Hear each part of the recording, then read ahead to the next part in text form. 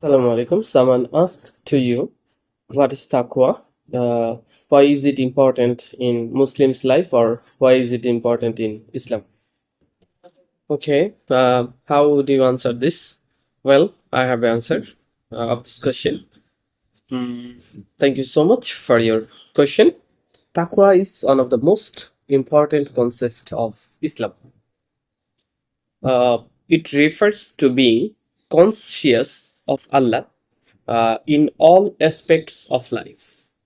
A person with taqwa tries to obey Allah's commands and avoid the action that displeased Him.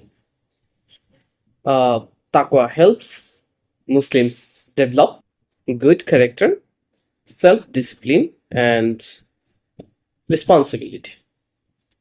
Uh, it also strengthens a person relationship with Allah. Therefore, taqwa is essential of both spiritual growth and moral development. That's all for the time being. Thank you so much. Assalamu alaikum.